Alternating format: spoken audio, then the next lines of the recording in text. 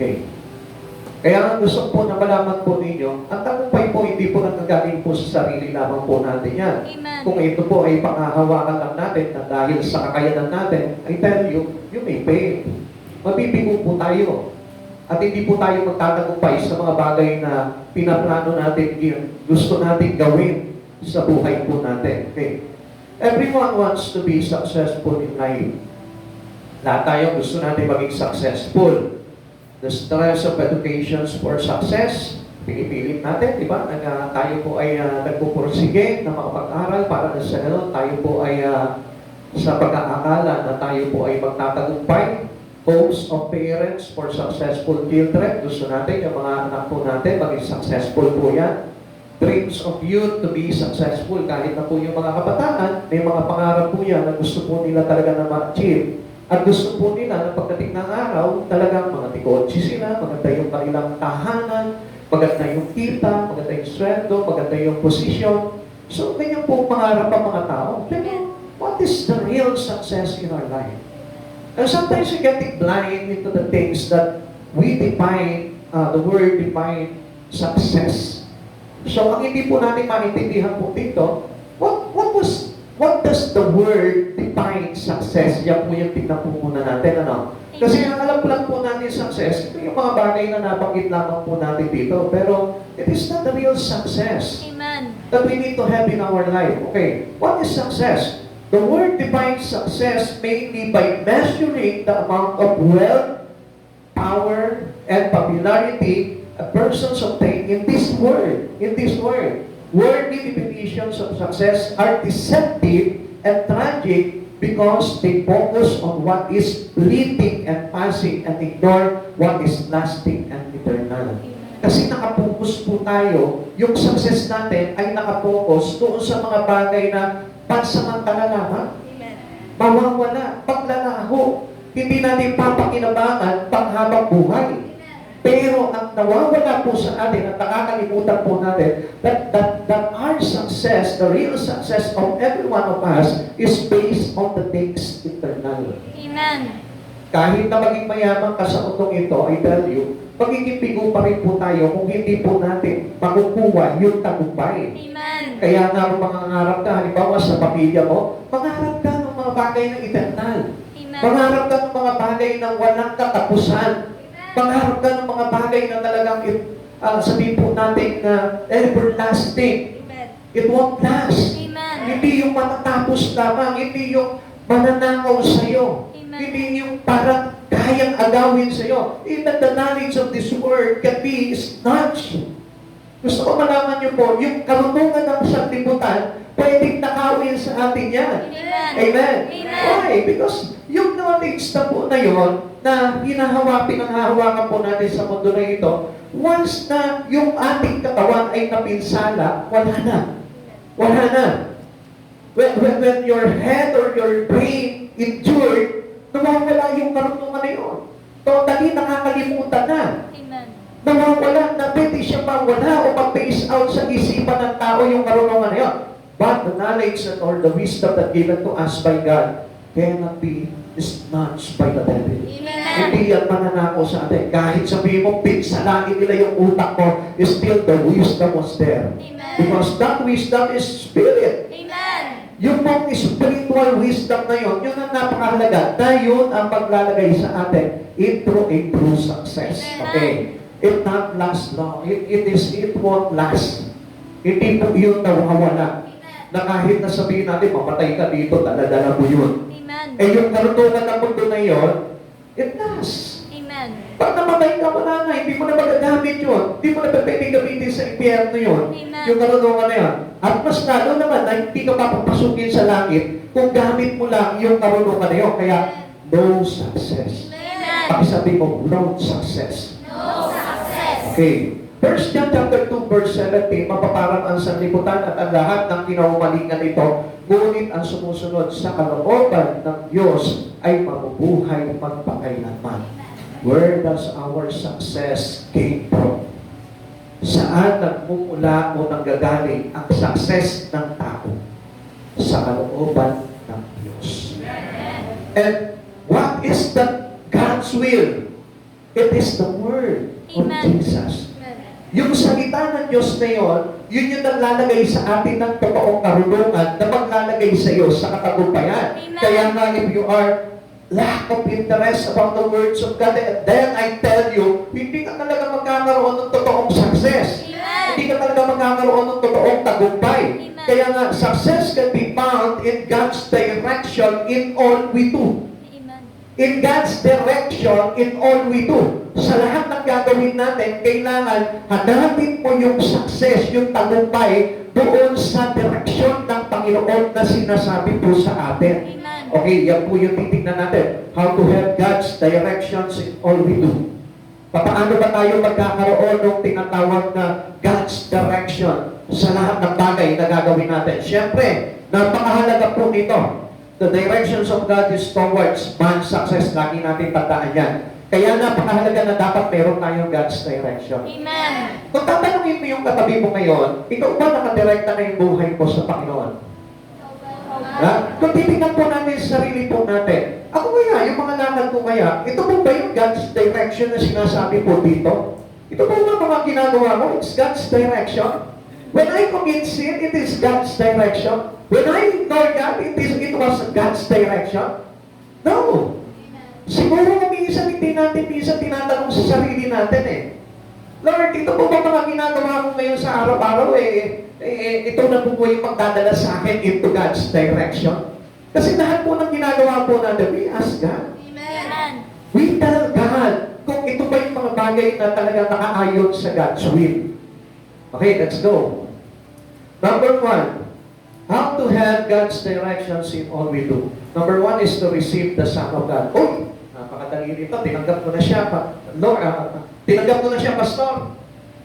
So, yun ang pagkakakata po natin na we truly accept Jesus already in our life. Ang alam po natin, talaga tinanggap na po natin si Jesus sa buhay natin. And what was the indication for us to know that we have Jesus already in our life?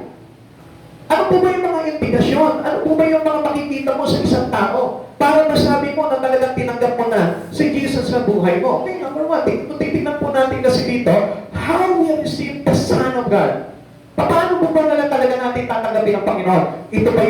Ganito ba yung klase ng pagtanggap po natin? Trust in the Lord with all thine heart. Nagtiwala ka ba sa Kanya ng buong puso? Itiniwala mo ba sa Kanya everything's in your life? Everything that surrounds you. Ito ba yung para ba ng pagtitiwala na ginagawa mo sa Kanya? Oh, simply with I trust you, Lord. Because there is something missing about trusting God. Hindi lamang po yan simple sinasabi ko sa Kanya, Lord, pagtitiwala ko kasi ikaw yung tagapagligtas ko eh.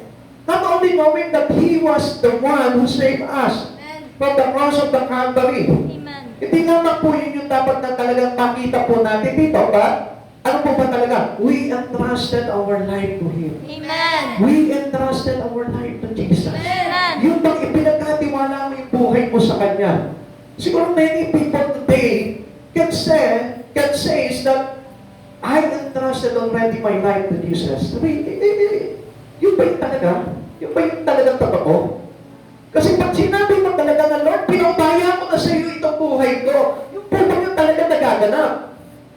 In everything we do, talagang naka-entrust na sa Panginoon yan, lahat ba ng bagay na ginagawa mo, yung pag kinakain ko ngayon ay talagang bang itiniwala mo sa Panginoon yan, Lord, ito ba galing ba na talaga ito ang pagkain ito sa iyo?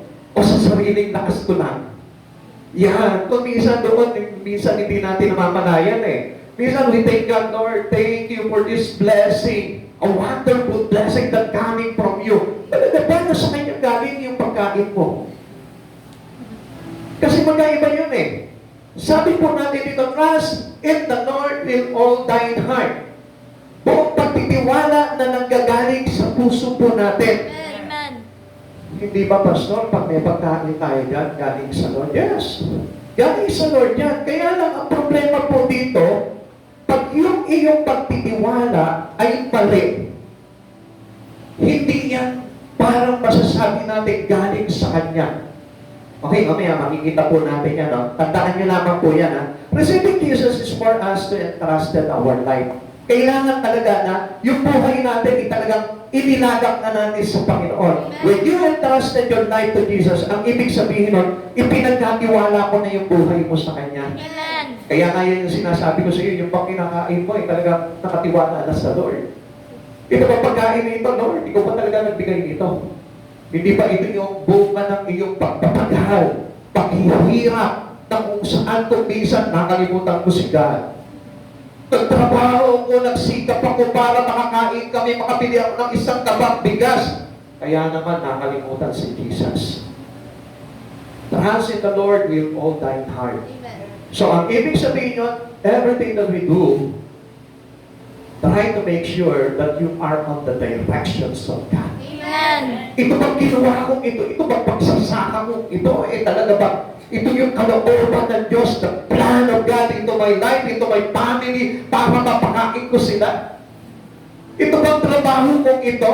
This is the true plans of God. Paano na sa ganon, talagang lumakad ako sa katwiran ng Diyos? Try to imagine it. Amen. Alam niyo, very complicated how to submit our life to Jesus. It is so complicated. Kaya nga kung hindi po natin alam kung paano natin gagawin yung mga bagay na yun, we miss out the right things in the Lord. Kaya nga kung minsan, alam niyo, ang daming mga Kristiyano, pero do not think that every one of us can be saved. Huwag niyong iisipin na kung nandito ka ay ligtas na ako. May mga panuntunan ng Panginoon sa buhay po natin. Kaya nga, sabi ng Lord, trust in the Lord with all thine heart. Kasi to receive the Son of God is to receive our salvation. Amen. Kaya nga kung hindi po tama yung ating pagtitiwala sa Panginoon, it is not truly accepting God into your life. Amen. Hindi pa yun yung nangangahulugan na kung saan talagang tinanggap na natin si Jesus sa buhay po natin. Okay, God's formula to success begins with faith. Dito po ba nag-umpisa yung pagkakilala mo sa Panginoon?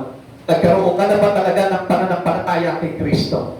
Pinanampalatayaan mo na po ba siya? Kasi sabi po dito, trust equals faith or belief. Ito po ay katumbas ng pananampalataya o pananalig mo kay Yesu Kristo. Amen. Yung iyong pagtitiwala sa Kanya ay katumbas po yan ng tinatawag na pananampalataya at pananalig. Which means it is the cause of our salvation. Amen. Then a man without faith in Christ Jesus doesn't have salvation. Amen. Wala pong kaligtasan. Amen. Truly I say it to you, hindi maliligtas ang isang tao na walang pananampalataya sa Diyos. Amen. Kaya nga, if we have truly a faith in the Lord and we entrust our life to God, we take the risk. Amen. We take the risk. Sabihin po natin na kahit na sabihin mo, mawala sa akin ang buong mundo na ito, I take the risk because I have faith in the Lord that He may save me. Amen. That He will save me. Alam ko, ililigtas ako ng Lord eh. Alam ko na kahit na nakawin sa akin ang buong mundo, alam ko na mayroon akong mundo na paglalagyan ni Yesu Kristo. Amen. And that was our trusting in the Lord. Amen. Alam natin na hindi tayo matatakot dahil alam natin na laging nandyan ang kamay ng Lord nakabantay sa atin any moment, kaya-kaya kong iligtas ng Lord na ito. Amen. Hindi ba yung kapag halimbawa nagugutom na ang tao, naku, wala na. Baka mamamatay na tayo sa gutom. This is not how we entrust our life to God. Amen. Alam natin na kahit hindi ka gumawa dyan, itong Diyos na ito, kayang-kaya ang pakainin if you entrusted your life to Jesus. Amen. Kaya nga yung sinasabi ko sa inyo, by the just supply, it is not, hindi po natin pwede sabihin na ito pong may God shall supply can be happen to every Christian. Amen. Hindi po pwede eh. Kasi umaasa tayo, yun naman pala eh. Susupply naman pala sa akin ng Lord lahat ng pangangailangan ko. Pero it is not that easy. Amen. Hindi ganun kadali na ang Diyos ay mag-supply sa iyo. Amen. Kung hindi mo talaga inilagang ang buhay mo kay Kristo, hindi magaganap yung tinatawag na may God shall supply. Kung hindi mo inuuna si Kristo sa buhay mo, you didn't put God first into your life, I tell you, hindi siya magsusupply sa buhay mo. Amen. Like for example, the faith of Abraham. Yung pananampalataya ni Abraham ay talagang nagtiwala. He trusted God. Amen. Even though God wanted to offer the son of Abraham, which is pong si Isaac. Hindi po natakot po ito po si Abraham. At sabi niya, okay, early in the morning, the first time in the morning, nung pagkagising niya, inihanda niya agad yung paggatok, inihanda niya agad yung aso niya, at sinama niya si Isaac, umakyat po sila ng bundok para gumawa ng dambana na kung saan hahandugan ng altar na paghahandugan kay Isaac dito kay Yahweh. Amen. Hindi siya takot. He trusted God. Amen. At ito po yung nangyari. Nagkaroon po siya talaga ng pananampalataya at pananalig sa Diyos na walang maaano. Amen. Walang mapapahamak. Amen. Kaya nung time na i-offer niya na ito si Isa, papatayin niya, sasaksakin niya na, ang sabi ng Lord, He is Jehovah Jireh. Amen. He will provide. Amen. He shall supply. He is El Shaddai. Kung makikita po natin yun, paano naging El Shaddai, paano naging Jehovah Jireh, si Yahweh sa buhay ni Abraham. Because he trusts God. He has a big faith in God. Nanampalataya siya na kahit na yung buhay ng kanyang anak, kaya niyang ihandog kay Yahweh dahil buo-buo yung tiwala niya na hindi maaano yung kanyang anak. Kaya nangyari po doon, my God shall supply. Amen. Now, kung halimbawa ang pananampalataya ng isang Kristiyano ay ganito, nako, kapag ako walang makain, sandali, hindi mo na ako mag-church kasi kailangan kong kumayod. This is not how we receive. But Philippians chapter 4 verse 19 cannot be received by a Christian. Amen. Hindi mangyayari sa kanya yun, kaya many Christians today are failed. At dati po mga Kristiyano ngayon, bigo. Amen. Why? Kasi hindi na po ito yung nasasabi po sa atin eh. Sa Roma chapter 10 verse, ha? Ang lahat ng mga nananalig sa kanya kailan may? Hindi mabibigyan. Hindi mabibigo.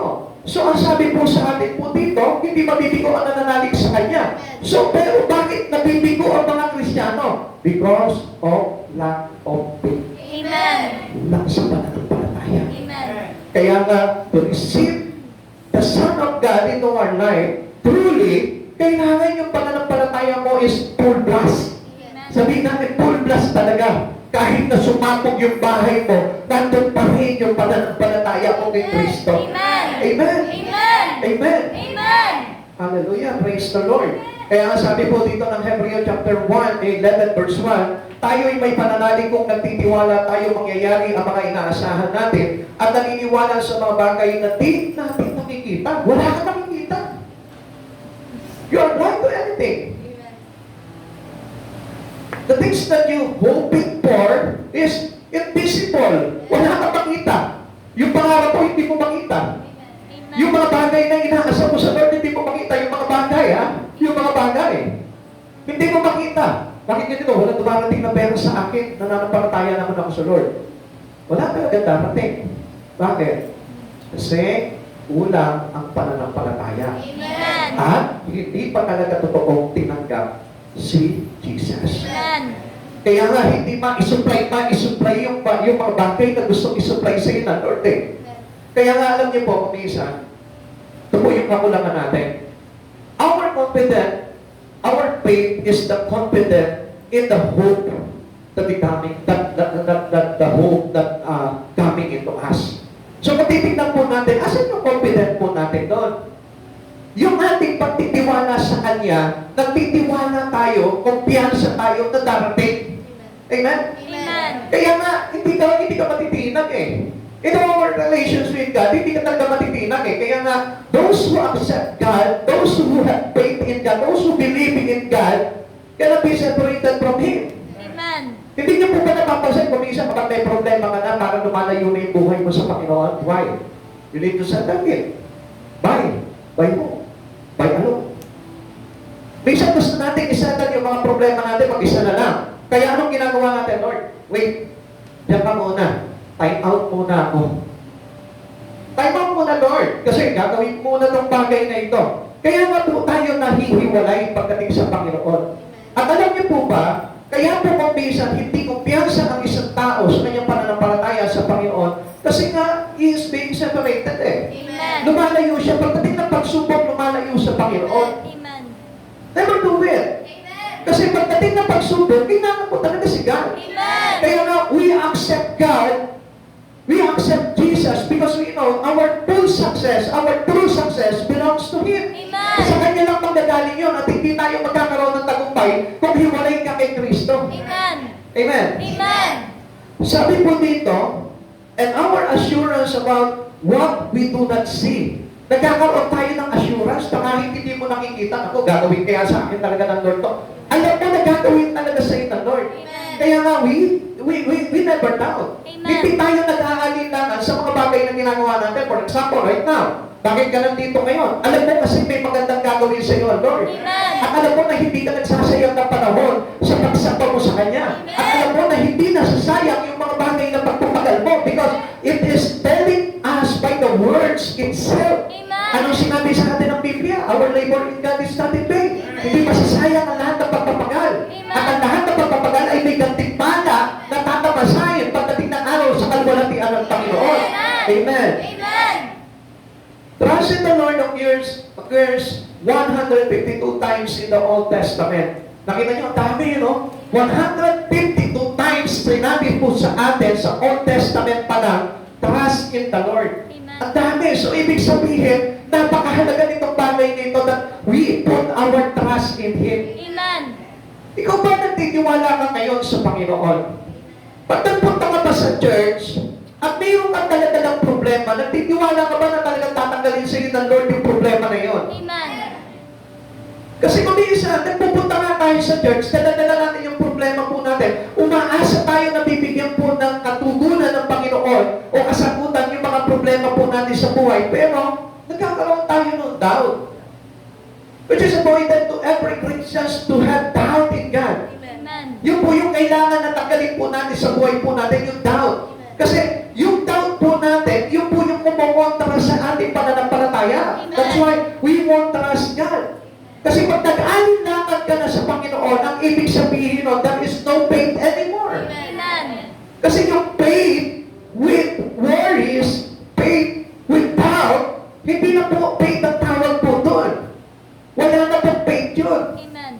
Kasi kapag yung faith mo ay nag-alinlangan, huwag ka na umasa. Sabi po ng aklat po ng Santiago, Amen. na kapag babago-bago ang isip po natin, huwag tayong umasa na mayroon tayong tatanggaping biyaya at pagpapala sa Panginoon. Now, gusto ko po na makita niyo po dito, trust in the Lord is very important to everyone who believe in Christ Jesus. Lahat tayo. There's no exception. Amen. Kahit nanay ka, kahit anak ka, dapat na pinanghahawakan mo yung trust in the Lord. Equivalent to believe on the Lord Jesus Christ.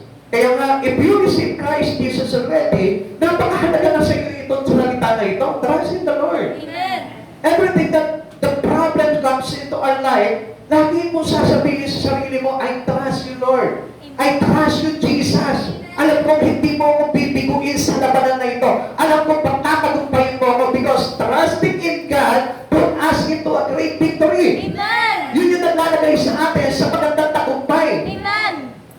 Sabi nga po ng John chapter 1 verse 12, but as many as received Him, to them He gave the right to become children of God, to those who believe in His name. Now, ano po bang kinalaman po nito? Na kapag ikaw ay ginawa kang pamilya ng Diyos, I tell you, walang makakasalig sa iyo. Amen. Amen. Amen. Ganyan siyang Ama para sa atin. Amen.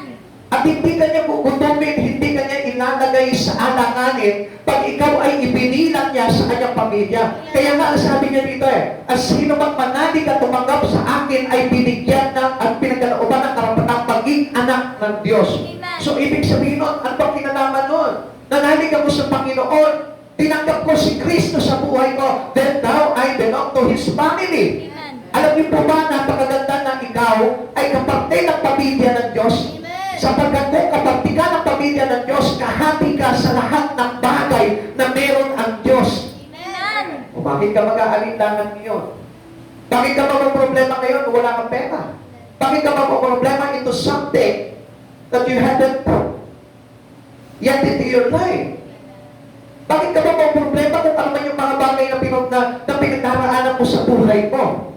Alam niyo, napakabuti po ng Panginoon na ito kasi kapag binilang ka niya sa kanyang pamilya, ang Diyos na ito ay hindi ka magkakaita ng tagumpay. Amen.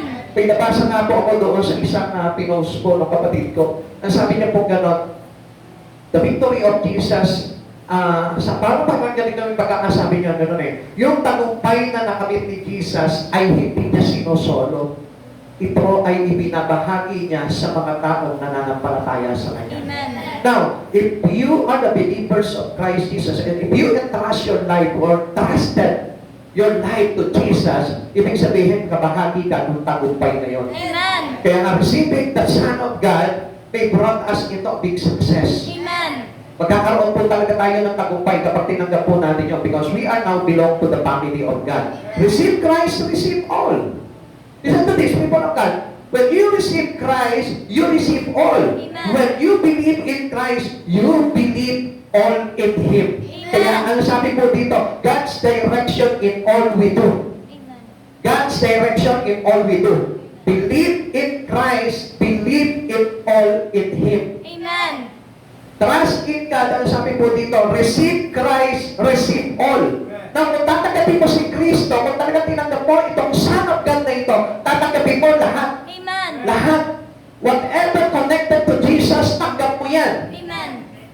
Amen? Amen. Naintindihan mo natin? Amen. Ano bang bagay na nakakonekta, nakakabit kay Jesus, tatanggapin mo yan. Amen. Not only the name of Jesus, not only for Him as your Savior, kundi lahat ng bagay na nakakabit kay Jesus, konektado kay Jesus, kailangan tatanggapin mo yan. Amen. You believe in Christ Jesus, you believe in everything. Amen. Kaya nga, kailangan po dito na wala po tayo tinatagihan pagdating sa mga bagay kay Kristo. Trusted Him all means converted. Naintindihan niyo po yan? Amen. Kasi ang pagtanggap po talaga kay Jesus, you need to be converted. At pag sinabi mo converted, you are transformed. Nabago talaga yung buhay mo, yung kabuuan. Amen. Kasi hindi po natin pwedeng sabihin that I am converted already, pero there is things that I put down into Him. Yung parang nabago ko ni Jesus, pero mayroon pa rin akong bagay na pag-aalinlangan sa isang bagay kay Jesus. Kaya nga sabi ko nga po sa inyo, if you believe in Christ, believe in everything in Him. Amen. Lahat ng bagay sa Kanya ay pananaligan mo. Trusted Him all means converted. Success begins with being born again. Ito po yung sinasabi ko sa inyo. Kasi pag tinanggap mo talaga si Jesus sa buhay mo, nagkakaroon po tayo ng tinatawag na born again. Amen. Kaya nga po yung tagumpay ay meron na talaga ang isang tao dahil sa pagiging born again niya. Amen. Now, ano po ba yung ngayon yung tinutukoy po dito na success ng bawat tao? It is not what the word says about success.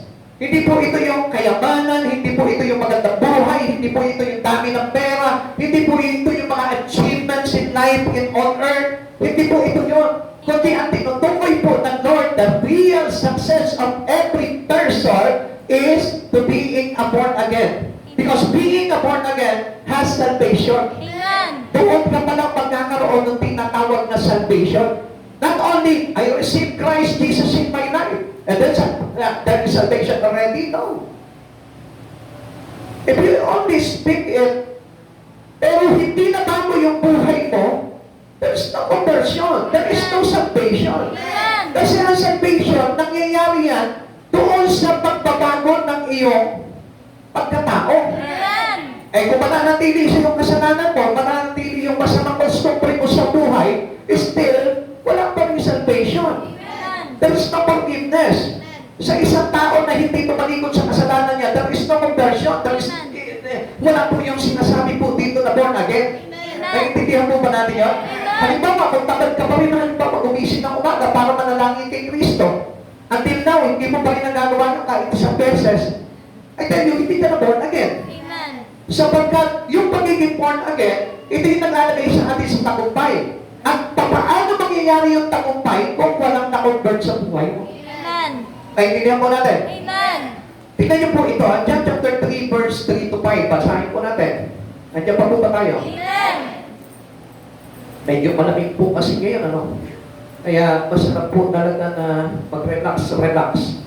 Kaya yung mga ibang kapatid natin na-relax. Pero alam niyo po ba, ang mahirap po dito, pagkasanay po tayo sa kaka-relax po dito sa mundong ito, pagdating ng araw, hindi tayo marerelax. Naintindihan niyo po? Amen. Kaya nga there is no relaxation in hell. Kaya nga kapag halimbawa, dito po sa puto po natin, nag-relax ka lang, kinalimutan mo yung mga bagay patungkol sa Panginoon, I tell you, there is no relaxations after our life here. Amen. Pagkatapos ng buhay po natin dito, wala na relaxation. Kung dito pa lang sa mundo na ito, wala na tayong ginawa kundi mag-relax at kalimutan natin yung mga bagay sa Panginoon. John chapter 3, verse 3 to 5.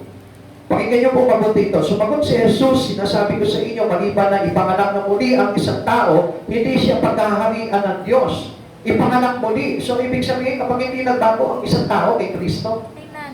hindi naman po ito, basta ipapanganak ka na lang eh.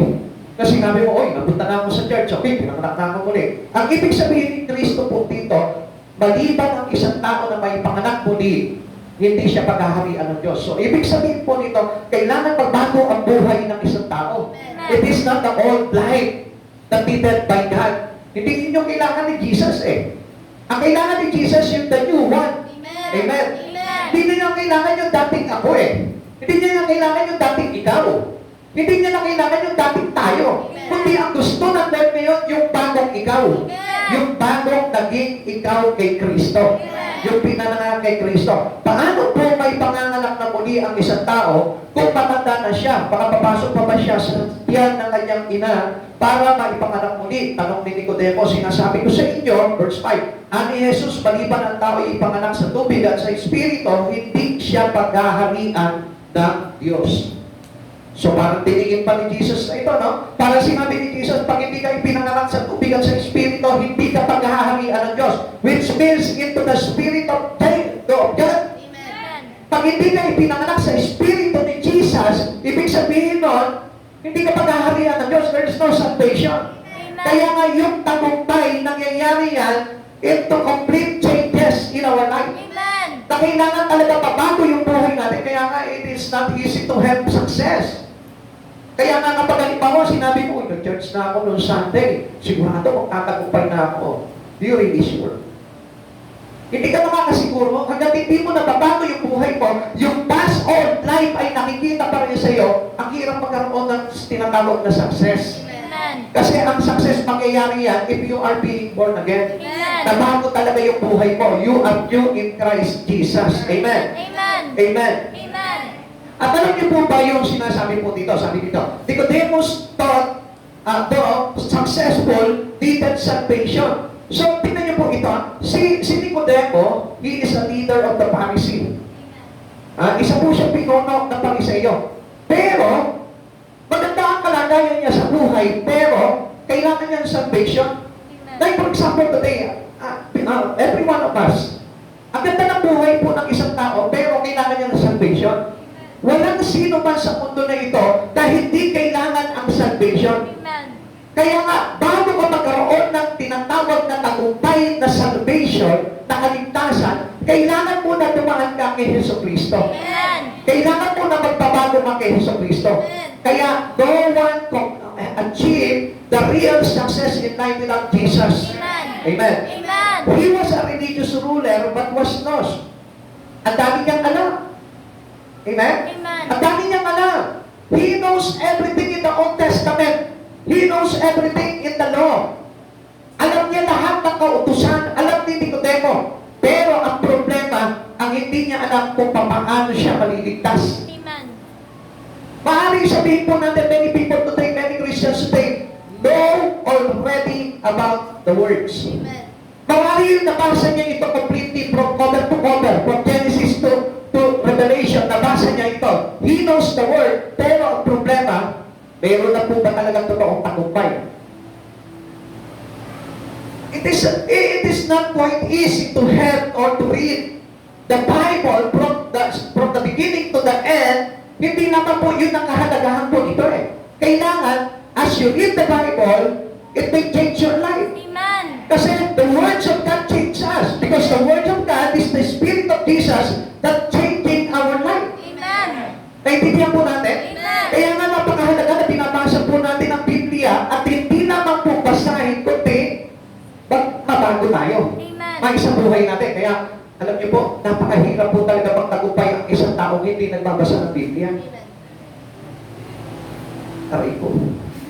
Nakakapilay po yata yung nasabi ko. Kasi marami po talaga mga Kristiyano ngayon hindi nagbabasa ng Biblia. How can we achieve the real success from the Lord?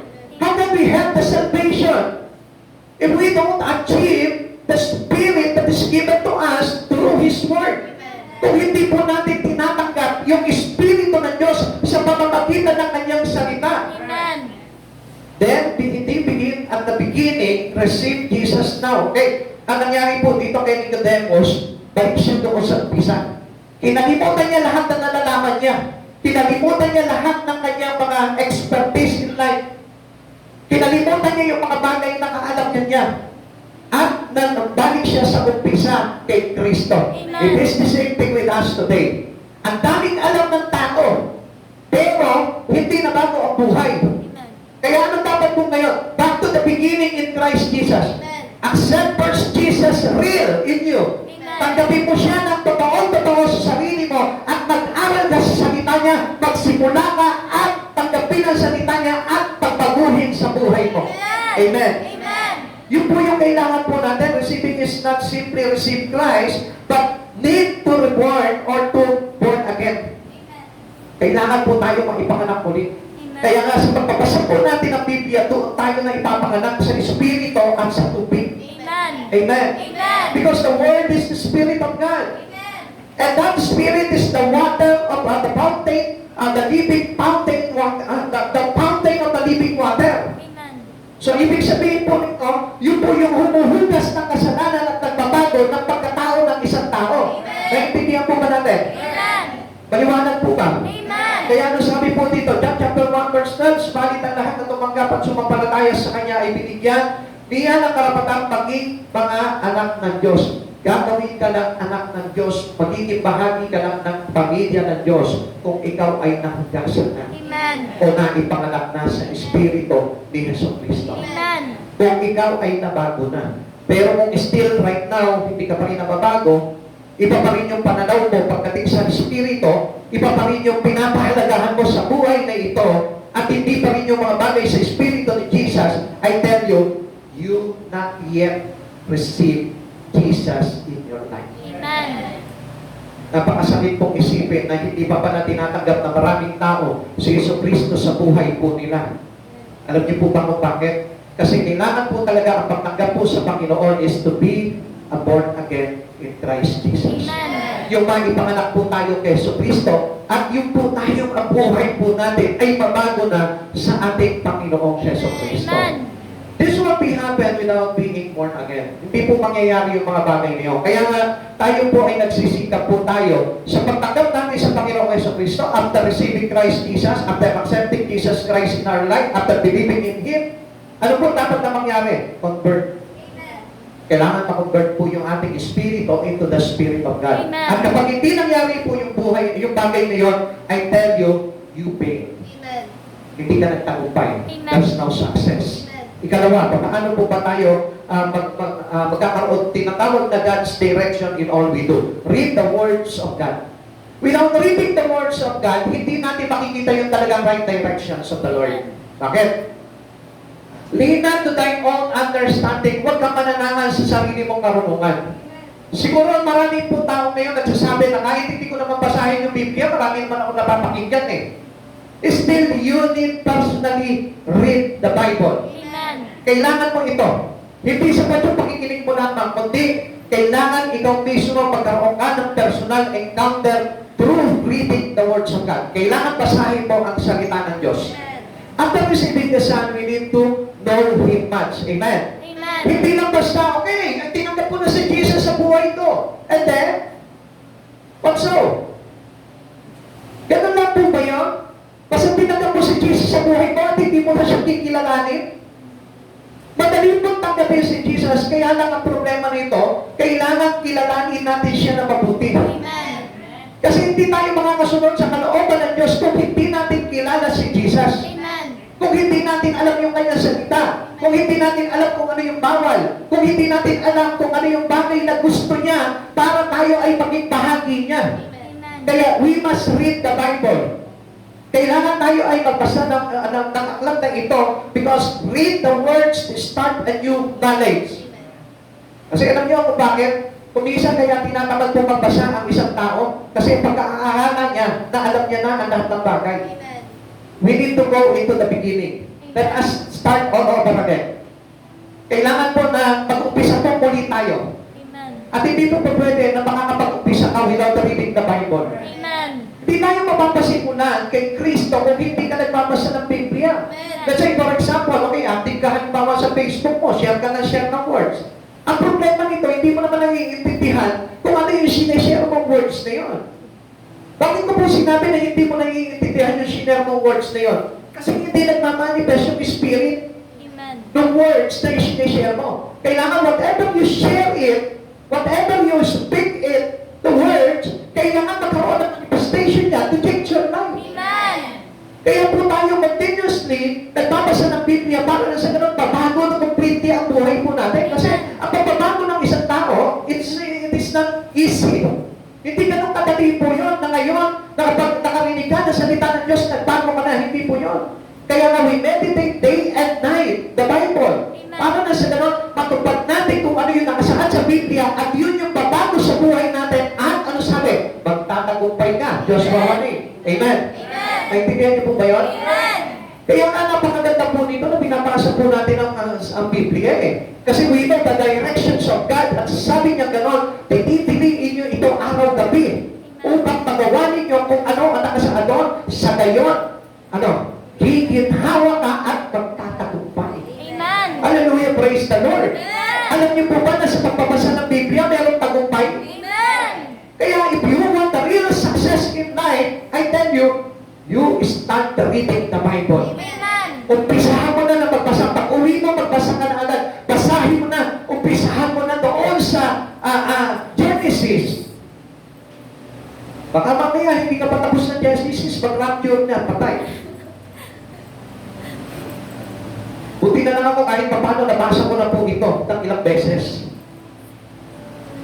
Alam niyo no, na-cover ko na ito, praise the Lord. Kasi nga talaga, binigyan ako talaga ng sapat na sipag pa ng mga panahon na yun. Unlike today, medyo tinatamad-tamad eh. Pero hindi ko po tiniklaim yung katamaran na yun. Dati po talaga napakasipag ko talaga magbasa ng Biblia. Day and night, talagang walang panahon, walang oras sa buhay ko na hindi ko binabasa po ang Biblia. Alos babaliw na nga po talaga ako sa pagbabasa po ng Biblia po noon eh. Kaya nung natapos po Genesis to Revelation, natapos ko po ito, binasa ko ulit, binalikan ko ulit. Ganun po ako talaga ka-create pagdating po sa pagbabasa ng Biblia po noong araw. Kaya alam niyo po, ang pinakamaganda po nito, yun po yung parang simula na kung saan babaguhin talaga ng Lord unti-unti yung mga bagay sa buhay mo eh. Amen. Pero alam nyo, ito po yung isang bagay na nakita ko, na kapag hindi ka pala nagbabasa ng Bible, nakakapasok ang demonyo. Ibinabalik niya unti-unti sa iyo yung mga bagay na dating ikaw.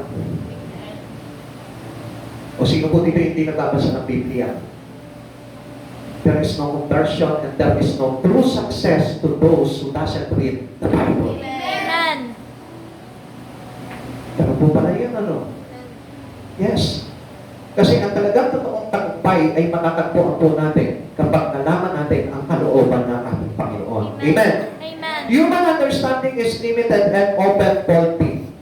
Yung ating kaalaman, yung ating kaunawaan lamang, ay talaga po sumasablay po yan. Hindi po natin garantisado na mapapanghawakan po ito. Kaya nakita nyo nga po itong tao na ito. Nakapagpahamak siya ng 60 million people. Amen. Bakit? Kasi pinangawakan niya yung kanyang kaunawaan lamang eh. At alam niyo po ba, we are being deceived. Pag pinangawakan natin yung sarili lamang natin karunungan na maglalagay against our life to Jesus. Kaya nga kapag pinangawakan mo yung sarili mo karunungan, babagyan po talaga yan sa karunungan ng Diyos. Amen. Kaya nga, alam mo, ang sabi po sa atin ng Panginoon, we need to learn from the words of God. Amen. Our learning has not brought His answer to our life. Hindi po ito yung susi para magkaroon po tayo ng buhay. Yung ating mga natutunan sa mga pagbagay dito sa mundong ito, sabi ko nga po sa inyo, it is only temporary. Amen. It lasts. Mauubos, mananakaw. Pero yung karunungan na ibinibigay sa atin ng Panginoon, gusto ko po na malaman mo, hanggang sa kamatayan at sa susunod na buhay, dala-dala po yung karunungan na yun. Amen. Sapagkat yun yung maglalagay sa iyo into true success, which is our salvation. Amen. Can be educated, but miss the truth. Pwede ka siguro maging matalino ka sa mundong ito, pero hindi mo pa rin matatagpuan yung katotohanan dahil sa karunungan na tinanggap mo sa mundong ito. Hindi po natin pwedeng panghawakan kung ano ba yung karunungan na meron ka. Okay, ulitin ko lamang po sa inyo. Si Nicodemo, he is a ruler. Siya po ay isang pinuno at alam niya ang katuruan ng ating Panginoon. Amen. Pero, nung makilala niya si Jesus, he start all over again. Hindi niya pinakawakan yung karunungan niya. Sabi niya, naku, dami ko palang bagay na kulang. Imagine that, naging pulis siya sa harapan ni Jesus. Ang dami niyang alam sa Biblia. Pero, nung kinausap niya itong si Jesus, nangaharap niya si Jesus, ang tanong niya, parang wala siyang alam. Hindi niya napansin. Amen. How he questions God. Kung paano niya tinanong si Jesus, ano yung tanong niya? Paano po mapapanganak muli ang isang tao kung siya'y matanda na? Makapapasok pa ba siya sa sinapupunan ng kanyang ina? It is foolishness. Amen. Kaya nga alam niyo po, ang isang tao kapag hindi nakabase sa Biblia at hindi niya talaga sinundan yung panuntunan ni Jesus at yung kalooban ni Jesus, nagiging hangal ang isang tao. Amen. Kaya hindi po natin pwedeng pakawakan kung ano yung bagay na natututunan natin laban sa mga bagay na kalooban na gusto ng Diyos na mamangyari sa buhay po natin. Amen. Whatever the will of God into our life, yun ang kailangan masunod po sa atin. At hindi po natin pwedeng i-insist yung gusto lamang natin at yung mga bagay na nandito lamang sa isipan po natin. Amen. Kaya nga po, nakadepende po tayo sa karunungan ng ating Panginoon. Whatever knowledge we achieve in the Word, it cannot bring us into life. Lagi po natin tandaan yun. Kahit na anong karunungan na meron ka dito sa mundong ito, hindi maglalagay sa tao sa kaligtasan sa buhay na walang hanggan. Amen. Only one thing that we need to have in our life, Amen. God's will, the will of God, the works of God. Amen. Yun lamang po yung karunungan na maglalagay po sa atin into God's direction. Amen. Amen. Amen. 2 Timothy chapter 3 verse 7, lahat na ibig matutunan ng mga babaeng ito, ngunit kailanman di sila nakakaunawa ng katotohanan. Ano po ba yun? Hindi nyo po ba napansin sa kapanahunan po natin yun? Nag-explore tayo sa mga bagay-bagay sa mundong ito. Gusto natin matutunan itong ganito. Gusto natin malaman itong mga bagay na ito sa pag-asang tayo ipagtatagumpay. Pero ano sabi po ng Biblia? Lahat na ibig matutunan ng mga babaeng ito, ngunit kailanman di sila makakaunawa ng katotohanan. Kahit na pag-aralan mo ng pag-aralan ang mga bagay dito sa mundong ito, I will tell you, hindi ka maliligtas. Amen. Amen. Amen. There is only one key of salvation. Reading your Bible. Amen. At doon mo makikita yung God's direction kung paano ka maliligtas. We wanted to learn anything in this life. Maraming bagay tayong gusto matutunan dito sa mundong ito. Paano ba maging great entrepreneur? Paano ba kumita ng malaki? Paano ba maging tagumpay? Paano ba sumikat? Paano ba magkaroon ng magandang posisyon sa mundong ito? Pero all these things fail. Amen. At ito pa yung kumisan maglalagay sa iyo sa kapahamakan.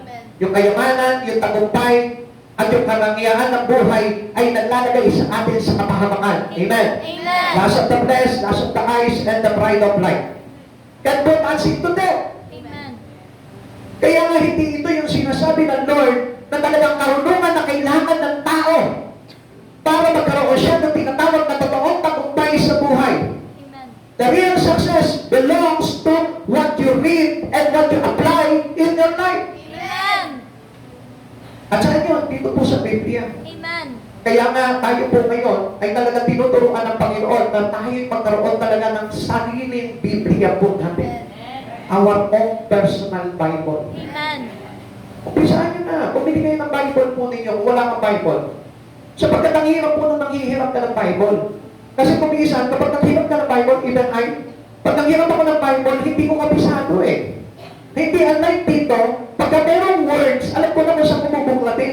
Pero pag hindi yung Bible ko ang hawak ko, minsan hindi ko pa alam kung hindi ko alam kung saan ko naisulat, kung hindi ko alam kung saan ko nabasa. Kaya nga mas mainam na meron tayong sariling Biblia. Sino po dito yung wala pa rin Biblia? Sabi na ba, magkaroon po tayo ng Biblia, ano po? Bili po kayo. At maganda po ang Biblia kasi susi po niyan. Baka mamaya, ito po yung maging IT po natin. Pagdating po natin kay Chris sa pintuan, sa gate ng hangin. Yes. Totoo po yan, tingnan niyo po ha. Baka mamaya hanapan tayo, dito nakita niyo po sa eskwelahan, merong school ID. O nakita niyo ngayon sa mga mall, merong QR code. Kung sila meron po silang microchips, tayo din po meron. At yun po ang Biblia na kailangan itatak natin sa puso po natin para tayo papasukin sa kaharian ng Diyos. Amen. You must read your Bible. Kung wala kang Biblia, magnakaw ka. Hindi. Kasi kaya ito nasabi po kasi yun, nakita niyo po yung mga obsessed po pagdating po sa sa cellphone. Anong ginagawa nila ng i-snatch? Bakit tayo hindi tayo mag-snatch sa Bible? Uy, baka mamaya may mag-snatch nga sa inyo ng Bible, ha? Baka mamaya magabang kayo dyan sa church ng TIL niya. Marami nyo, hindi, tumalabas. Ag-awin mo agad yung Bible niya. Hindi, bumili ka, mag-provide ka ng sarili mo. Para na sa ganun yung tagumpay na talagang totoo ay ma-receive mo. Amen. Amen. Sino po dito yung nag-uumpisa na magbasa ng Bible? Yung totoo lang. Ayan, very good po yan, sister. Tatagumpay po kayo niya. Sino po dito yung tinamad na? Sino yung dito yung tinamad na magbasa ng Biblia? For sure po. May pagkakalagyan ka. Huwag kayo tatama rin sa pagbabasa ng Biblia. Ano po? Kasi importante po yan. Kung gaano kadalas hawakan mo ang cellphone mo, ganun din mas higit hawakan mo ang Bible mo. Pero huwag naman nahahawakan lang, ha? Baka naman lagi lang hawak lang yung Biblia, hindi naman binabasa. Amen. Siyempre, dapat connected ka rin doon sa Biblia. Kung yung cellphone mo connected pa lagi sa data mo, dapat connected din dapat yung Biblia mo sa'yo. Amen. Amen. But still we miss the important things which is our salvation. Kung hindi po natin alam yung talagang totoong karunungan na kailangan po natin, at sa pamamagitan po ng Biblia, doon natin matutunghayan yung totoong karunungan, doon lamang po tayo magkakaroon ng tagumpay. Okay, the Bible gives God's view of life. Hindi niyo po ba alam na daming ipinapakita sa atin ng Bible, ng salita ng Diyos. Pinapakita sa atin kung ano yung pananaw ng Diyos. Unang-una, it impart wisdom. Ang isang taong hindi nagbabasa ng Biblia, walang karunungan mula sa Diyos. Pero huwag mo naman gagamitin itong mga nabasa mo sa Biblia pampanggarin sa mga bagay sa Espiritu. Amen. Amen. Kasi hindi ginagamit ito pambangga, kundi ginagamit ito para matuwid ang buhay ng isang tao. Amen. Amen. Ano po sabi po dito? Psalm chapter 119 verse 99. Ang lahat kong mga guro, listen, ito yung sinasabi ko sa inyo. Ang lahat kong mga guro, ang unawa ko ay higit, pagkat ang aral magturo ang laman ng aking isip. Kahit na sino pang teacher sa mundong ito, hindi matutumpasan ang karunungan na meron ka kung inaaral mo ang salita ng Diyos. Amen. Sinabi po ito ng Psalmist, sabi niya gano'n, lahat ng aking guro, lahat na nagturo sa kanya, masigit ang kanyang unawa. Bakit? Sapagkat ang taglay niyang aral ay mula kay Yahweh. Na kapag ang aral na pinulot mo, ang karunungan na meron ka, ay yung karunungan na nagmumula kay Yahweh, hindi ka kailanman pahihigitan ng kahit na anong karunungan sa mundong ito. Amen. Amen. Kaya nga gusto ko po na malaman po ninyo, knowledge of all knowledge. Kapag meron po tayong kaalaman pagdating sa salita ng Diyos, ay napakagandang karunungan na meron po tayo. It gives understanding.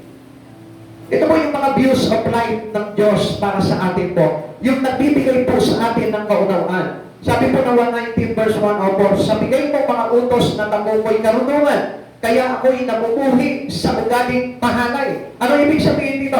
Hindi po tayo magagalit o maiinis sa kasalanan kung tayo po'y walang totoong karunungan na nagmumula sa Diyos.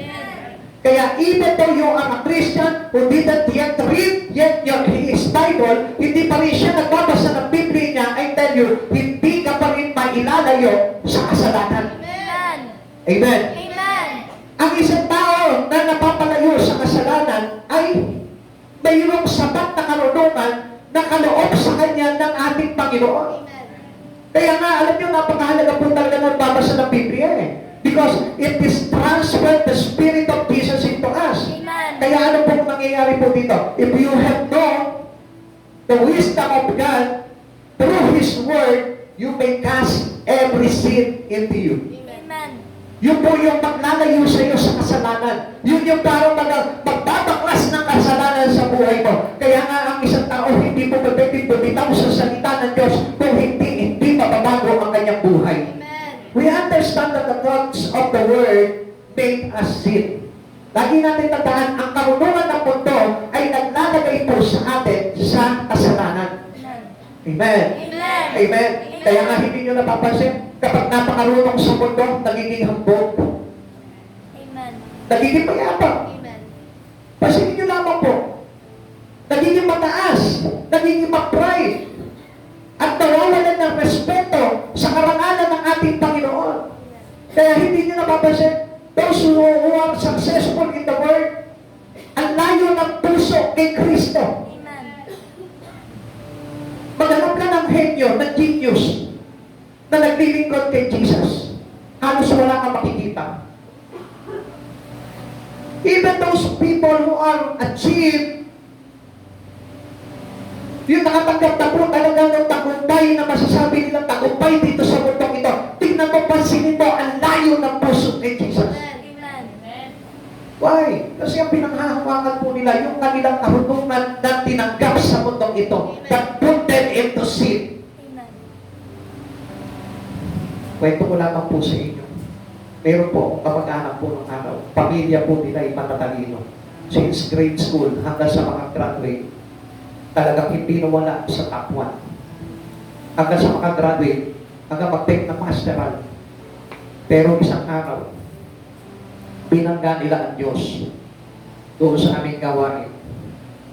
Sa sobrang karunungan, ang sabi niya, that the Holy Spirit is like a radar. Parang radar lang po daw ang Holy Spirit. Ikinumpara niya yung Holy Spirit into a radar. Then ano nangyari sa kanya? Nabaliw siya dahil sa droga. Ang talino ng tao na yun. Ino-operan siya sa... Hindi ko na po kumento, baka mamaya. Ang katapusan na ng-offer sa kanya, pero isang araw, nalulok siya sa droga, nabaliw, at namatay. Nasayang yung offer sa kanya. Talino ng tao na yun. Pagkatapos ako nito, yung kanyang kapatid. Sobrang karunungan, nabaliw. That's it. Because this is not the things that really wanted to ask by God.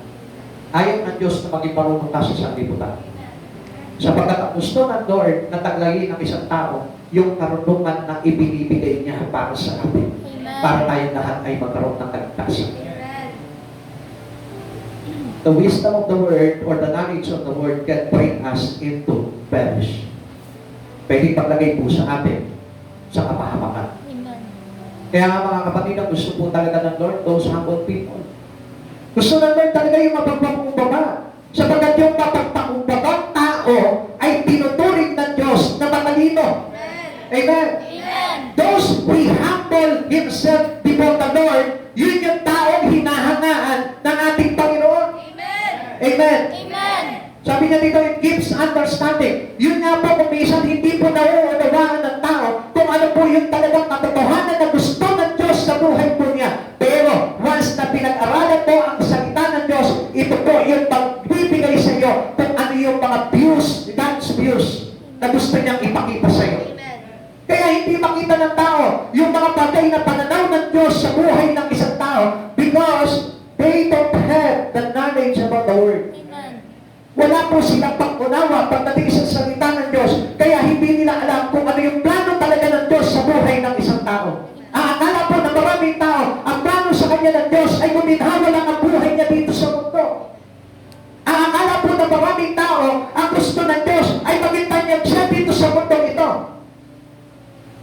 not the life that plans by God into us. Hindi po yun yung buhay na pinano ng Diyos para sa atin. Ang gusto ng Diyos, you remain humble before your God. Amen. Gusto ng Diyos na ito, na lagi ka pababa sa harapan ng Diyos, sapagkat hindi kailan na makakapagpuri sa Panginoon yung taong mataas. Amen. Nakikinig pa po ba kayo? Amen. Sapagkat if you have full of pride, hindi kailan na makakapagpuri sa Panginoon. Amen. Sapagkat the true worshiper of God humble himself before the Lord. Amen. Pagharap niya sa Panginoon, binababa niya na agad yung kanyang buhay. Amen. Kahit na gaano kataas ang inabot niya dito sa mundong ito, he keep on humble himself before the Lord. Pinapanatili niya na mababa yung kanyang kalooban sa harapan ng Panginoon at sa harapan ng maraming tao na nakakilala sa kanya. Amen. Amen. This is how God admire people or person. Doon po humahanga ang Panginoon sa mga tao na kahit na gaano kataas ang narating na tagumpay ng isang tao dito sa mundong ito, nananatili siyang mababa sa harapan ng Panginoon. Doon, grabing humahanga ang Diyos na ito. Kita niyo po si David. Nakita niyo po si David sa kabila ng mga tagumpay na dinanas niya, still, he acknowledged God. Amen. In all thy ways, he acknowledged Him. Lagi pa rin po siya nakasangguni sa Panginoon. Ang dami niyang tigmaan, ang dami niyang mga tao na pinabagsak sa labanan, pero still, he remained humble to God. Amen. Nanatili pa rin siya, hindi siya naging mayabang. Amen. Hindi niya pinagmakapuri na 10,000 ang napatay ko. Hindi niya pinagmakapuri na pinagbagsak ko ang higating sigulayan. Amen. Hindi niya pinagmakapuri na binawi niya sa kamay ng kaaway yung kanyang mga asawa, yung kanyang mga alipin, at yung kanyang bayan. Because he knows a true person in God as a humble heart before the Lord. Amen. Nananatili mababa sa harapan ng Panginoon. Amen. Nananatili mababa kay Yesu Kristo. Amen. It brings light. Nagbibigay sa atin ng liwanag. Psalm 119 verse 130. Ang liwanag ng turo mo ay nagsisilbing isang tangdaw, nagbibigay tulong ito sa wala pang karanasan. Alam niyo yung mga tao na hindi nahirap makaunawa? Alam niyo yung mga tao na walang pangunawa pagdating sa mga bagay sa Panginoon, sa Espiritu? Yun yung mga bago, yun yung mga tao na madilim ang kanilang buhay. If you have the light of God, if you have the light of Christ Jesus, it enlightens us. Amen. Binibigyan niya ng liwanag yung ating buong buhay. Kaya nga, without Christ Jesus in your life, without having the words of God into us, I tell you, madilim ang buhay. Amen. Kaya hindi nila maintindihan kung gaano kahalaga si Yesu Cristo sa buhay ng tao because their mind was so dark. Amen. Madilim. Kapag hindi nila nakikita yung halaga ni Yesu Cristo sa buhay niya at sa buhay ng kanyang pamilya, hindi niya tinanggap yung liwanag ni Kristo. Amen. Pero sa sandaling tanggapin mo talaga, totoo, tinanggap mo si Kristo sa buhay mo. Lahat ng bagay, yung kaunawaan mo, magdiliwanag at makikita mo kung gaano kahalaga ang salita ng Diyos, si Kristo mismo, at ang Espiritu ng Diyos na nagbibigay sa iyo ng liwanag. This word enlighten every person. Lahat tayo kayang pagliwanagin ang isip niya. Amen. Kaya nga maraming tao mas pinagpapalit sa ibang bagay si Yesu Cristo because their mind was so tired. So ano po ang ibig sabihin po nun? Hindi niya makita, hindi niya matanaw yung tinatawag na God's view. Hindi nila alam kung ano talaga yung pananaw ng Diyos. At hindi nila makita kung ano talaga yung gusto ng Diyos na maganap sa kanilang buhay. Kaya nga po, madilim. Pag madilim, wala ka talaga makikita. Pero if you really receive the true success in life, which is Jesus in your life, I tell you, lahat ng bagay magiging maliwanag. Amen. Kaya nga kahit sabihin mo, nagsasaber ka, maliwanag pa rin ang pangunawa. Kaya nga, humanga ako sa Diyos sa buhay ng kapatid ko. Nung nag-aaral agaw buhay yung kapatid ko. Ang sabi niya,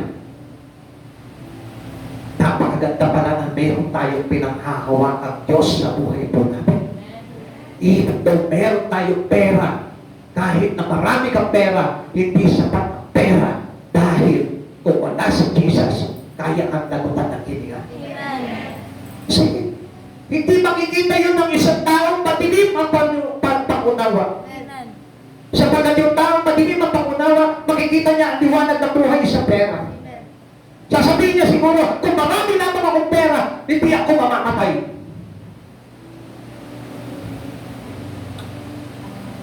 Mga kapatid sa Panginoon, ang totoong kaliwanagan ay matatagpuan sa mga bagay kay Hesus Kristo. Amen. At kung gusto niyo na magkaroon talaga ng liwanag, yung totoong liwanag ni Hesus Kristo, kailangan tanggapin mo si Kristo, basahin mo ang salita ng Diyos, at ipabuhay mo, makikita mo ang liwanag kay Kristo. Amen. It builds faith. Romans chapter 10 verse 17, kaya ang mga pananampalataya ay bunga ng pakikinig at makakapakinig lamang kung may mga ngaral tungkol kay Kristo. Without the words of God, hindi po ma-enhance yung pananampalataya natin. Amen. Kahit sabihin mo na may faith ka sa Lord, still, paano mo mapapalakas yung iyong pananampalataya kung hindi ka magbabasa ng Biblia? Basahin mo ang salita ng Diyos para lumakas yung pananampalataya. Building faith is building Christ. Amen. So, ibig sabihin, pag meron ng faith, parang binubuo mo si Kristo sa buhay mo. And building Christ is building life. Amen. Pag nabuo si Kristo sa buhay mo, sigurado pabubuo yung buhay na talagang hinahanap mo sa buhay na walang hanggan. Amen. Building faith is building Christ. Building Christ is building life. Amen. Hallelujah. Ikatlo, recognize the hands of God. Ang sabi po dito, in all thy ways, acknowledge Him. Maraming tao po hindi na sumasangguni sa Panginoon. Basta may plano siya sa buhay niya, hindi niya na isinasangguni sa Panginoon, basta niya na lang gagawin yung bagay na ito. Let us trust everything in the hands of God. Kailangan magtiwala ka sa kamay ng Diyos. Amen. Kailangan magtiwala ka kay Hesus Kristo. God's hand can touch everything. He can touch things towards success. Kayang-kaya niya kung ano yung tagumpay na kailangan ng isang tao, kayang-kaya niyang hawakan yun ng kanyang mga kamay at ibigay sa tao. Amen. Only trust and acknowledge the hands of God in your life. Pag sinabing trusting to the hands of God, o sabihin po natin that we acknowledge the hands of God into our life, ang ibig sabihin po niyan, lahat ng bagay na gagawin mo, ipinapakubaya mo kay Kristo. Amen. Hindi ikaw. Amen. Hindi tayo. Kundi si Kristo ang dapat na gumawa sa iyo ng mga bagay na yun. Whatever plans you have, whatever decisions we have, Amen. let us lead by the hands of God. Kaya ano na yung kamay ng Diyos ang magsakatuparan ng mga bagay na ito. Huwag mong pipilitin. Amen. Sapagkat pag-ayaw ng kamay ng Diyos na ibigay sa iyo ang mga bagay na yan, mapapahama ka na. Amen. Sapagkat kung isa kaya hindi binibigay sa iyo ng Panginoon yan sa ayaw ng Diyos na mapahama ka.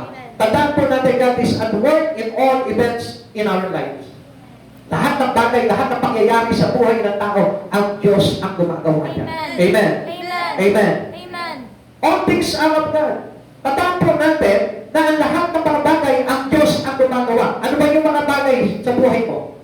Ang Diyos ang gumagawa niya. Pinahintulutan ng Diyos yung mga bagay na yan. Sabi po dito, 2 Corinthians 5:18, ang Diyos ang gumagawa ng lahat ng ito sa pamamagitan ni Kristo. Ibinilang niya ako kaibigan, di nakaaway, at hinirang niya ako upang panumpaligil sa Kanya ang mga tao. Okay, ano po ba yung makikita po natin dito? Ginawa ka, itinuring ka lang kaibigan ng Diyos. So, if kung ang Diyos na ito treated us as His friend, ano po ang pinakamaganda po dito? That you may lend His hand. Pwede mo hiramin yung kanyang kamay sa mga bagay na mga ginaganap sa buhay mo. What do I mean here? Even your plans, your decision, your dreams. Pwede mong gamitin yung kamay ng Diyos because you are a friend of Him already. Hindi ka na alipin. Tinuring ka na kaibigan ng Lord. Kaya anong bagay na maganda po dito? Siya ang gagawa ng lahat ng mga ito para sa iyo. Ganda. Hindi na ikaw yung solo na gagawa po nito. Kaya maraming tao hindi nagtatagumpay ano yung ginagawa? Because they don't let the hand of God. Amen. Ayaw nilang hiramin yung kamay ng Lord eh. In all thy ways, acknowledge Him. Isakunin mo lahat ng bagay kay Kristo. Amen. Ipagkatiwala mo kay Kristo lahat ng bagay na gagawin mo. Let this hand, Amen. let the hands of God work for you. Amen. Hayaan mo na yung kamay ng Diyos ang gumawa ng lahat ng bagay sa buhay mo. Amen. Kaya nahihirapan ang tao magtagumpay sa buhay na ito sapagkat yung sariling kamay niya ang ginagawa niya, sariling lakas niya. Do not lean unto our own understanding. In all our ways, acknowledge Him. Let the hand of God into your life. Amen. Hayaan mo na ito po kamay ng Diyos ang gumawa para sa iyo ng mga bagay na ito. Amen. Lagi natin tandaan, whatever happens in our life, every events in our life, ang sabi po dito, all things work together for good.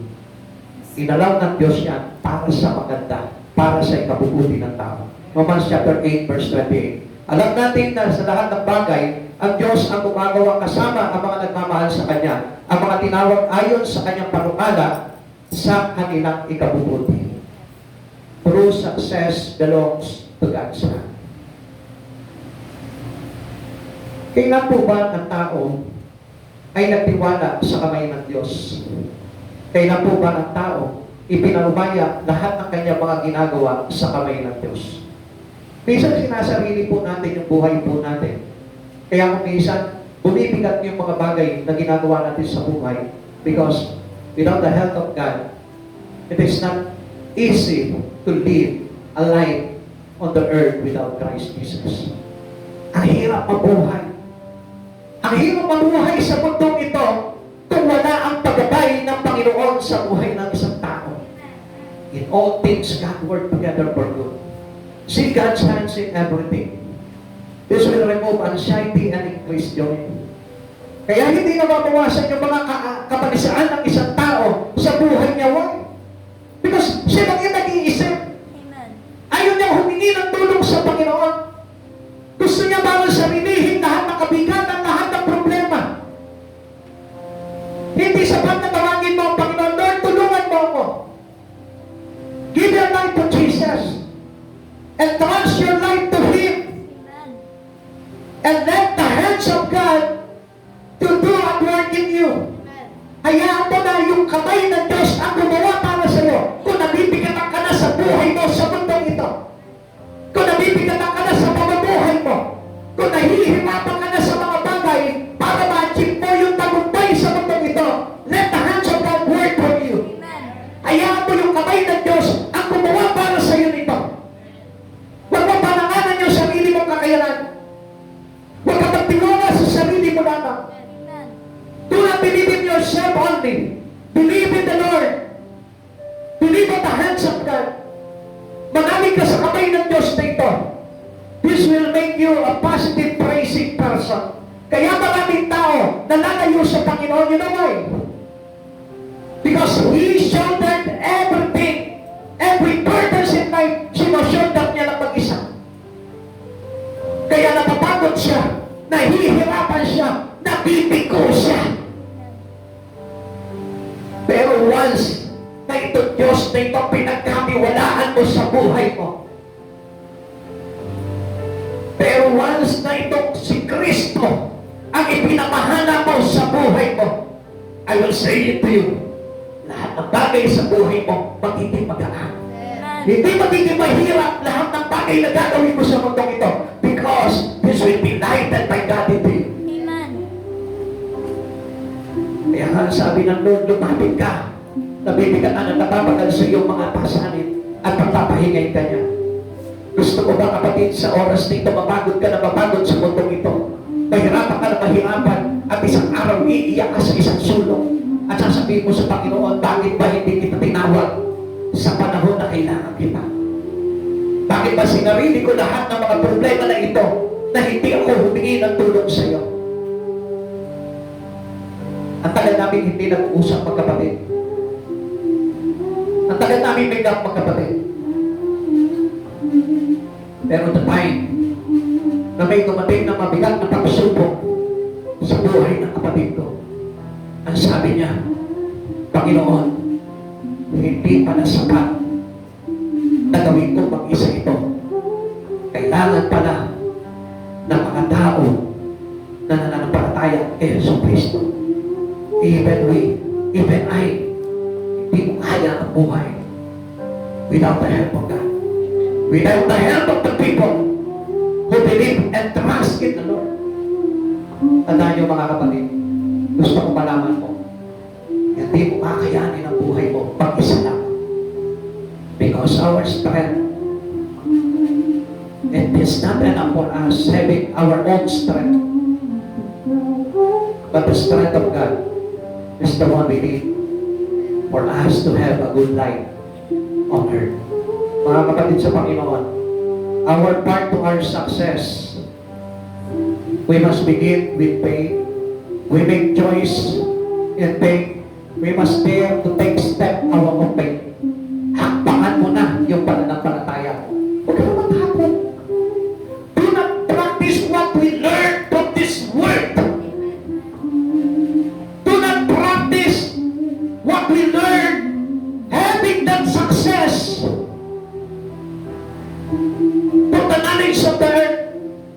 Bitawan mo yun.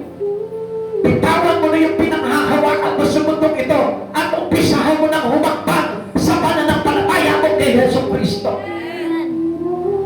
And then God's part will come into our life. He shall direct our path. This is the successful living. Hindi yung pamumuhay mo ngayon na sinasarili mo lang without God. Hindi yung pamumuhay ng tao na kahit na kapagya ang buhay niya, malaki ang bahay niya, marami siyang pera, hindi po yun yung tinatawag na successful living. Knowing God's will and doing it, and that was the successful living. Having the living of God's everyday, and that was the successful living. Kahit mayaman ka, hindi mo ba may pagmamalaki sa akin o sa harapan ng Diyos na nagtagumpay ka? I will say it to you again and again. Walang tagumpay ang isang tao kung hindi niya kilala ang Diyos. Hindi niya kilala ang kalooban ng Diyos at hindi niya ginagawa. At hindi siya nagpapauna sa ating Panginoon. Mga kapatid, inanilang ko po kayo sa oras na ito. Let us bow down our life to Jesus. Iyong mo yung buhay mo sa Panginoon. This is the true knowledge of every Christian na having Christ in their life. Ito yung totoong karunungan ng isang Kristiyano kay Kristo. Yung marunong iuko ang buhay niya kay Kristo. Yung marunong siyang tanggapin ang lahat ng pagkukulang niya sa harapan ng Diyos. Sa gitna ng paghihirap, Kapatid, tinawag ko. kailan mo ipapakita sa Kanya yung kapabangan ng loob mo? O Yahweh, ako'y Kapag wala ka nang magawa, kapag nandun ka na sa bingit ng kamatayan, kapag nandun ka na sa lugar na kung saan hindi ka na kaya sa gipin ni Yesu Cristo. This time, brother and sister in Christ, do not lean unto your own understanding. Success cannot be achieved through your own knowledge. Hindi mo makukuha ang tagumpay sa sarili mong karunungan. Just now, bow down before the Lord. Ibaba mo yung buhay mo sa Panginoon. Always remember that you are on the temple of God. Nasa tahanan ka ng Diyos. Nasa kaharian ka ng Diyos. You are under and you are on the presence of God.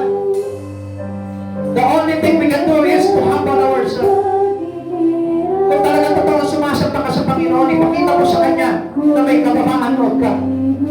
Sapagkat walang sino man na makapagmalaki sa Panginoon sapagkat hindi siya magtatagumpay. Kapatid, remain humbleness. Remain humble before the Lord.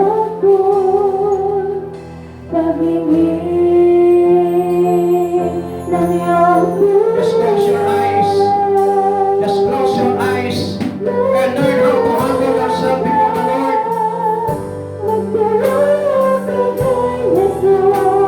Yes, Lord. Yes, O God.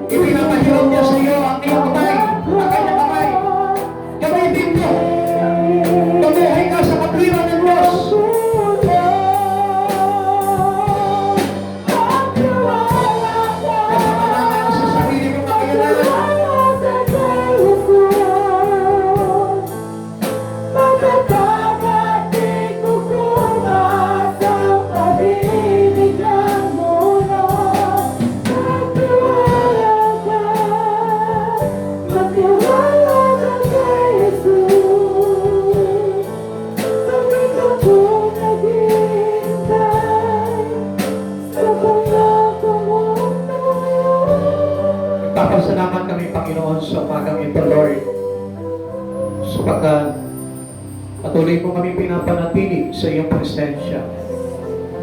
Panginoon, alam po namin na hindi saganang amin ang mga bagay nito, Lord. Alam namin ikaw yung Diyos na patuloy na tumatawag sa amin at naglalagay sa amin sa lugar na kung saan nais mo, plano mo para sa amin. Panginoon, nagpapasalamat po kami, O God, dahil sa kabila, Panginoon, ng pagmamataas ng maraming tao, Lord. Lord, patuloy mo pa rin kaming inaabot at hindi mo kami pinababayaan. Iniingatan mo pa rin kami, O God. Panginoon, nagpapasalamat po ako sa iyo, Lord, sa ginagawa mo, Panginoon, sa pamilyang ito, Lord. Salamat, Panginoon, at patuloy na ikaw yung Diyos na aming sentro, kalakasan, pag-asa at tagumpay sa buhay na ito at sa buhay na hinaharap. Panginoon, patuloy mo kami patnubayan ng iyong liwanag. Pagliwanagin mo ang aming mga isipan upang makita namin ang kahalagahan ng iyong mga salita at ng buhay na nakaanib sa iyo. Panginoon, maraming salamat po, Lord.